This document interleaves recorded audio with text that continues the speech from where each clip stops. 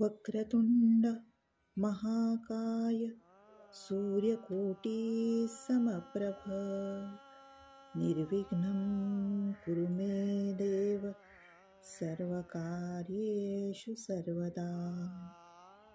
नमस्कार. आजची कहाणी आहे हरितालिकेची. एके दिवशी शंकर पार्वती कैलास पर्वतावर बसली होती. पार्वतीने शंकराला विचारलं, महाराज, सर्व व्रतात चांगलं असं व्रत कोणतं? श्रम थोडे आणि फळ पुष्कळ असं एखादं व्रत असेल तर मला सांगा, आणि मी कोणत्या पुण्याईने आपल्या पदरी पडले हेही मला सांगा. तेव्हा शंकर म्हणाले, जसा नक्षत्रात चंद्र श्रेष्ठ, ग्रहात सूर्य श्रेष्ठ, 4 वर्णात ब्राह्मण श्रेष्ठ, देवात विष्णू श्रेष्ठ, नद्यांमध्ये गंगा श्रेष्ठ, त्याप्रमाणे हरितालिका हे व्रत सर्वात श्रेष्ठ आहे. ते तुला सांगतो. तेच तू पूर्वजन्मी हिमालय पर्वतावर केलंस आणि त्याच पुण्याने तू मला प्राप्त झालीस. ते ऐक. हे व्रत भाद्रपद महिन्यातल्या पहिल्या तृतीयेला करावं. ते पूर्वी तू कसं केलंस ते मी तुला आता सांगतो. तू लहानपणी मी तुला प्राप्त व्हावं म्हणून मोठं तप केलंस. 64 वर्ष तर झाडाची पिकली पानं खाऊन होतीस. थंडी, पाऊस, ऊन ही तिन्ही दुःख सहन केलीस. हे तुझे श्रम पाहून तुझ्या बापाला फार दुःख झालं आणि अशी कन्या कोणाला द्यावी अशी त्याला चिंता पडली. इतक्यात तिथे नारद मुनी आले. हिमालयाने त्यांची पूजा केली आणि येण्याचं कारण विचारलं. तेव्हा नारद म्हणाले, तुझी कन्या उपवर झाली आहे. ती विष्णूला द्यावी. तो तिच्या योग्य नवरा आहे. त्यांनीच मला तुझ्याकडे मागणी करण्यास पाठवलं आहे, म्हणून मी इथे आलो आहे. हिमालयाला फार मोठा आनंद झाला. त्याने ही गोष्ट कबूल केली. नंतर नारद तिथून विष्णूकडे आले.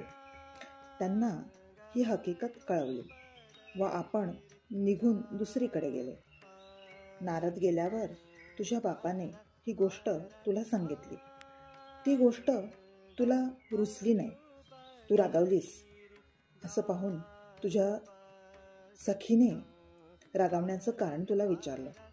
तेव्हा तू सांगितलंस, महादेवा वाचून मला दुसरा पती करणे नाही असा माझा निश्चय आहे. असं असून माझ्या बापाने मला विष्णूला देण्याचं कबूल केलं आहे. याला काय आपण उपाय करावा? मग तुला तुझ्या सखीने एका घोर अरण्यात नेलं. तिथे गेल्यावर एक नदी दृष्टीस पडली. जवळच एक गुहा आढळली.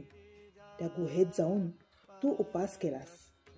तिथे माझं लिंग पार्वतीसह स्थापलंस. त्यांची पूजा केलीस. तो दिवस भाद्रपद शुद्ध तृतीयेचा होता. रात्री जागरण केलंस. त्या पुण्याने इथले माझं आसन हल्लं. नंतर मी तिथे आलो, तुला दर्शन दिलं आणि वर मागण्यास सांगितलं. तू म्हणालीस, तुम्ही माझे पती व्हावे याशिवाय दुसरी इच्छा नाही. नंतर ती गोष्ट मी मान्य केली आणि मी गुप्त झालो. पुढे दुसऱ्या दिवशी ती व्रतपूजा विसर्जन केलीस. मैत्रिणीसह त्याचं पारणे केलेस. इतक्यात तुझा बाप तिथे आला. त्याने तुला इकडे पळून येण्याचं कारण विचारलं.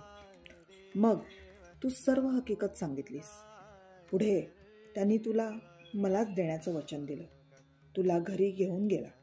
मग काही दिवसांनी चांगला मुहूर्त पाहून मला अर्पण केली. अशी या व्रताने तुझी इच्छा पूर्ण झाली. याला हरितालिका व्रत असं म्हणतात. याचा विधी असा आहे, ज्या ठिकाणी हे व्रत करायचं असेल त्या ठिकाणी तोरण बांधायचं. केळीचे खांब लावून ते स्थळ सुशोभित करायचं. रांगोळी घालून पार्वतीसह महादेवाचं लिंग स्थापन करायचं. षोडशोपचारांनी त्याची पूजा करायची. मनोभावे त्याची प्रार्थना करायची. नंतर ही कहाणी करायची. रात्री जागरण करायचं. या व्रताने प्राणी पापापासून मुक्त होतो. 7 जन्माचं पातक नाहीसं होतं. राज्य मिळतं. स्त्रियांचं सौभाग्य वाढतं. या दिवशी बायकांनी जर काही खाल्लं तर 7 जन्म वंध्या होतात, दारिद्र्य येतं, पुत्रशोक होतो.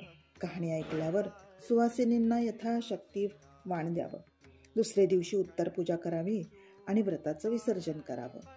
ही 7 उत्तराची कहाणी 5 उत्तरी, देवा ब्राह्मणांच्या दारी, गायीचे ओळी, पिंपळाच्या पारी, सुफळ संपूर्ण.